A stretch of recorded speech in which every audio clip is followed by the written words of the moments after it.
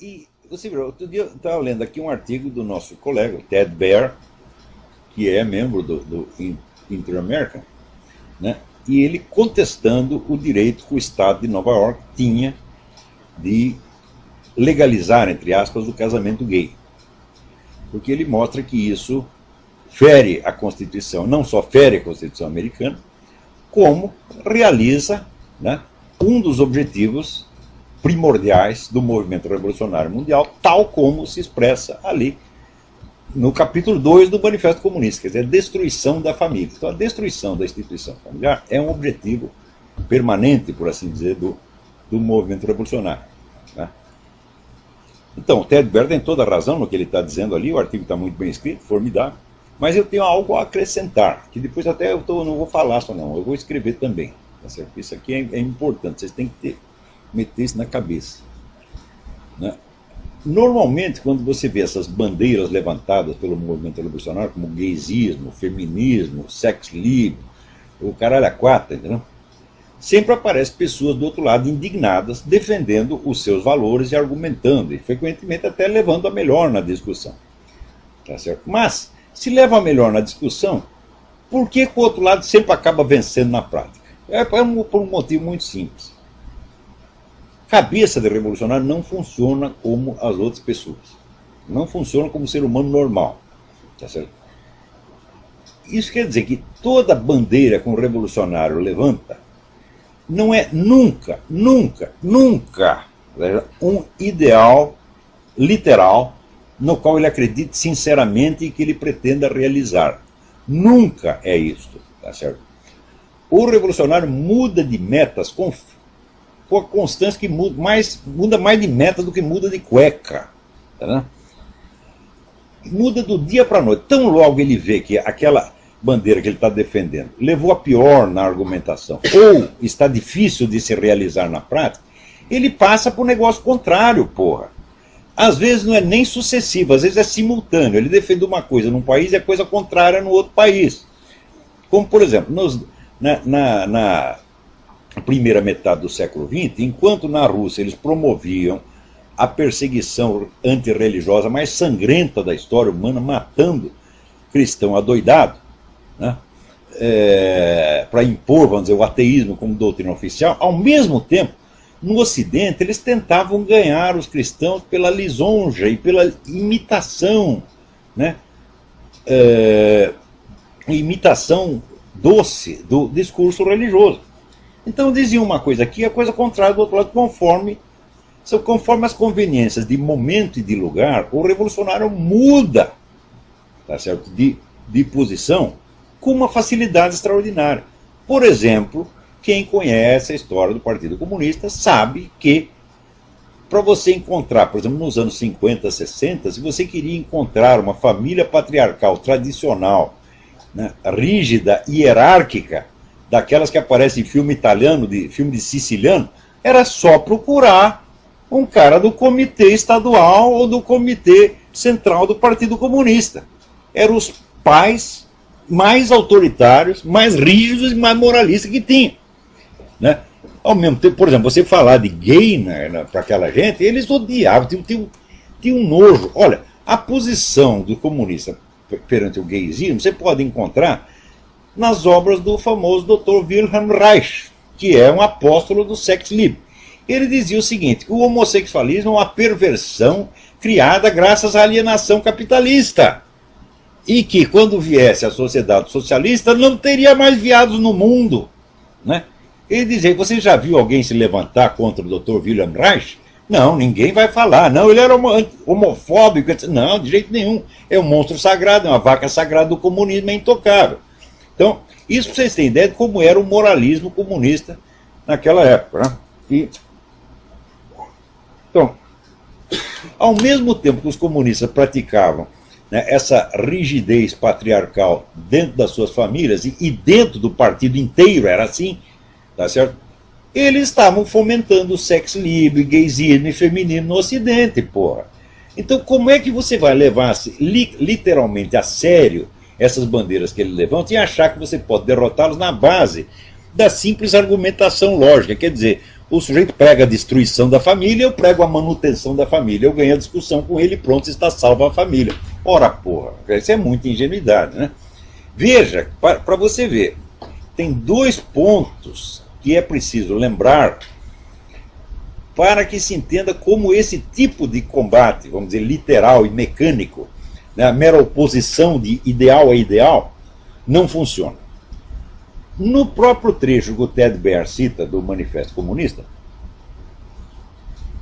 Karl Marx diz que a família burguesa será extinta automaticamente com a abolição da propriedade privada, porque ele acredita que a propriedade privada é o único fundamento objetivo da família. Não é, nós sabemos que não é, mas ele achava que é. Então ele achava que abolindo a propriedade privada, a família desapareceria espontaneamente ao longo dos séculos. Tá?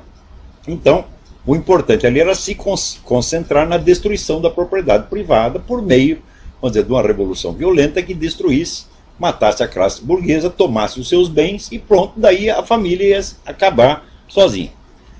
Passados, né, menos de um século, já aparece Antônio Gramsci e a escola de Frankfurt com a conversa simetricamente oposta. Por quê? Porque eles viram que destruir a propriedade privada não era tão fácil, né?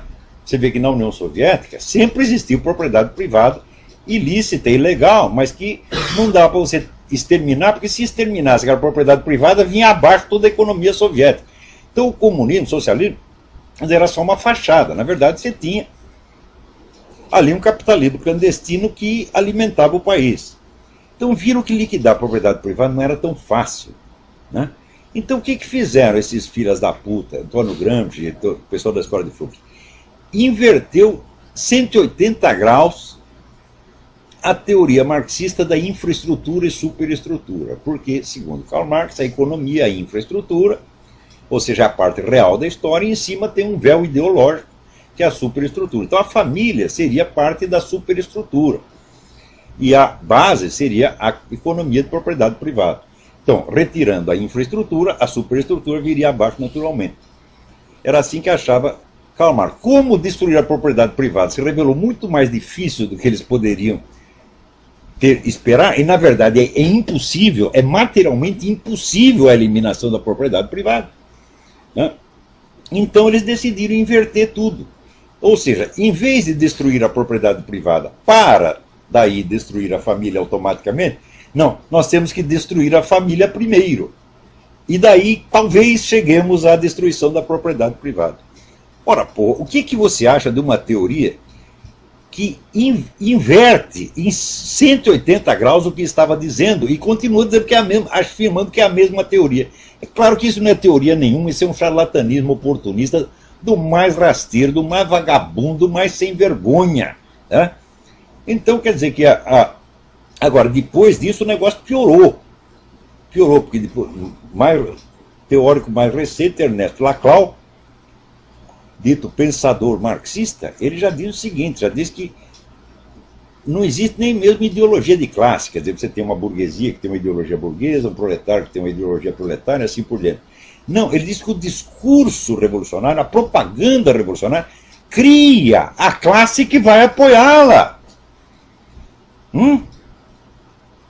Quer dizer que, em vez, vamos dizer, do elemento cultural ser a superestrutura que se ergue em cima da infraestrutura econômica, é o contrário. O discurso, a palavra, a cultura, é o fundamento que gera a sua própria base econômica. Então, a teoria que começa a dizer uma coisa e no fim diz a coisa exatamente inversa, é claro que não é teoria nenhuma, porra. Esse é que nem esse garoto mentiroso, pego em flagrante, começa a inventar historinha. Então, o marxismo é esta merda, minha gente. Tem uma série de pretextos só para os caras ter dinheiro, ter poder, mandar nos outros, tá certo? Poder fazer o que quiser, tá? Matar, roubar, estuprar e se achar lindo, maravilhoso. Então, agora, para piorar a coisa, né? Veja, a gente vê em todo o Ocidente pessoas religiosas, bem intencionadas, conservadoras, querendo defender a família. Então faz lá um belo discurso em favor da família e contra a destruição da família, etc, etc. Mas peraí. Será que esse pessoal revolucionário está mesmo destruindo a família? Note bem. Então, primeiro, esses grandes grupos globalistas que dão dinheiro a rodo para os movimentos esquerdistas, todos eles se constituem de famílias dinásticas, que continuam rigorosamente, patriarcalmente ao longo dos séculos. Vê se os Rockefeller querem dissolver a sua família. Ah, nós vamos tentar aqui novas modalidades de organização familiar, vamos chamar aqui um monte de gay, tá certo? E fazemos aqui uma suruba de 40 homens dizendo que é uma família. Vê se o Rockefeller vai fazer isso. Que nada, meu filho. Educa os filhos direitinho para prosseguir a obra do pai e defender o patrimônio. Se você pegar lá no grupo Bilderberg, com exceção daqueles que são eclesiásticos, católicos, que tem lá também, tá certo? Todos são patriarcas de famílias dinásticas, que jamais permitirão que suas famílias sejam dissolvidas por sexo livre, por gaysismo ou pelo que quer que seja. Mais ainda, gente, eu estava falando agora mesmo da elite comunista, né, que continua no poder, né, na Tchecoslováquia, na Polônia, na Romênia, na Hungria, em todo o leste europeu, né? Apesar da democracia, eles continuam mandando. O sistema é estritamente dinástico, meu filho. Quando o pai fica velho demais, bota o filho no lugar. Então isso quer dizer que essa putada comunista fica com essa conversa de não, vamos destruir a família burguesa porque é opressiva, etc, etc.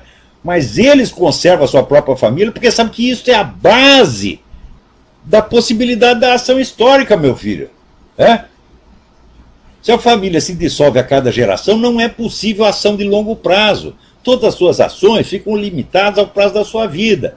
Tá certo? E tudo que você construiu se perde na geração seguinte. Então isso quer dizer o seguinte, a continuidade da família é um elemento essencial do poder. E quando eles dizem que é para destruir a família, é para destruir a sua família, seu trouxa. A deles não, porra. Então isso quer dizer, isso não é um ideal que eles tenham. Isso é uma conversa mole que inventaram para enganar trouxa. Note bem, que em Roma, já a nobreza romana já sabia disso. Então, dentro da nobreza, vigorava o mais estrito e hierárquico patriarcalismo. O pai tinha tanta autoridade que ele podia mandar matar um filho. Se o filho fosse desleal, podia mandar matar. E não tinha problema nenhum. Agora, os escravos, não era permitido que os escravos casassem e constituíssem família, meu filho. A procriação era feita em gigantescas surubas. Reunia um monte de homem e mulher num negócio do tamanho do estádio do Maracanã e todo mundo comia todo mundo, tá entendendo? E daí ninguém sabia quem era filho de quem. E assim foi durante séculos. Pô. Foi a influência da igreja que conquistou para os escravos o direito de casar. E a partir do momento que podia casar, então naturalmente podia legar sua propriedade aos filhos. Então quer dizer, a família sustentava a propriedade e não ao contrário, como dizia essa besta do Karl Marx. Os escravos primeiro adquiriram o direito de casar, né? E depois, em função do casamento, também o direito de legar, ainda que fosse um pouquinho, uma terra pequenininha, né? Ou um arado, um boi, uma vaca, um bode, um carneiro, né? Um cachorro, legar para o filho. Então aí começaram a ter algum poder, começaram a ter direito de voz e voto, que fez então, vamos dizer, do campesinato medieval uma força política tremenda, capaz de aterrorizar. Às vezes quando o campesinato se revoltava, toda a nobreza ficava aterrorizada. Tem até um filme muito interessante que chama O Tirano da Aldeia, Michel Kohlhaas. É tirado de uma história de Heinrich von Kleist, do sujeito que primeiro inventou o pedágio. Porque hoje não está tão acostumado a pagar pedágio, você passa numa estrada, paga 10 pedágios, né? O cara inventou, um proprietário de terra inventou o pedágio e lá vinha então o camponês trazendo seu cavalinho, né? Os caras, tem que pagar. Não pago. Daí tomaram os cavalos dele. Ele disse, tomaram meus cavalos. Daí ele armou uma encrenca, começou a tocar fogo em tudo, aterrorizou metade da Alemanha. Isso era, então, já o campesinato medieval, que tinha consciência de seus bens, consciência dos seus valores, que ele pretendia legar aos seus filhos. Isso tudo começou com a família. Então significa o seguinte, Continuidade familiar é poder, sobretudo é poder de ação a longo prazo.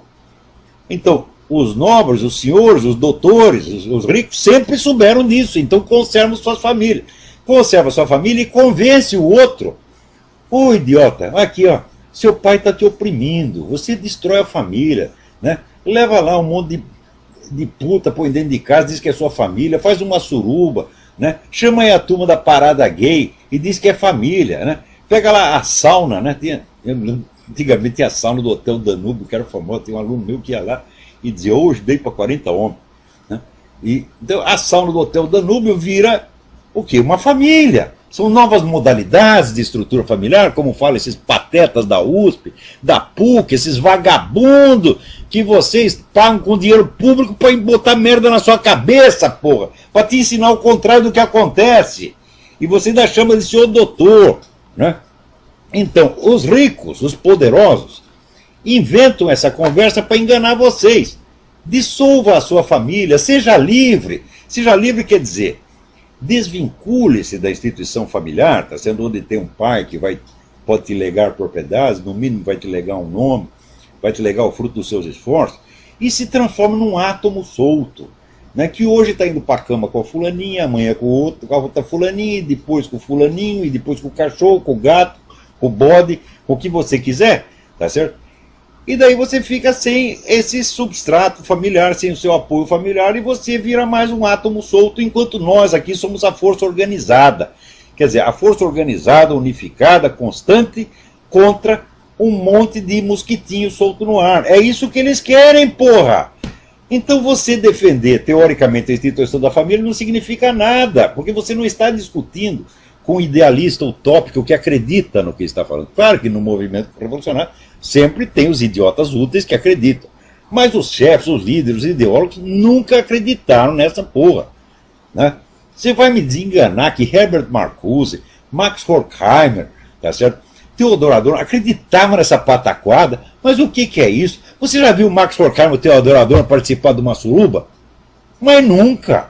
Tinham suas famílias organizadinhas, cuidavam dos seus bens. Aliás, Max Horkheimer, que vivia falando da exploração capitalista, era o maior explorador capitalista, pagava salário de fome para todo mundo que trabalhava no instituto lá de Frankfurt. Quem conta isso? Herbert Marcuse, que era o único pobre que tinha ali, né? Claro que tinha os funcionários e tal, tinha dinheiro, mas dos intelectuais, o único pobre era o Herbert Marcuse. E o Horkheimer forçava ele a trabalhar, tá certo? Na base do pão e água. Então, vê se algum desses desperdiçou a vida dele, né? Trepando com todo mundo, praticando sexo livre. Mas nenhum é louco, porra! Hã? Já diz o mineiro, quem tem cu tem medo. Então o cara quer preservar os seus bens, porque ele sabe que se ele dilapidar o patrimônio, ele mesmo fica impotente, os seus filhos são largados na miséria, totalmente desamparados perante a força do Estado e das grandes famílias que o dominam. Então não se trata de defender abstratamente o valor da família. Trata-se de desmascarar uma operação muito filha da puta, muito canalha, que esses caras inventaram para que só eles tenham família.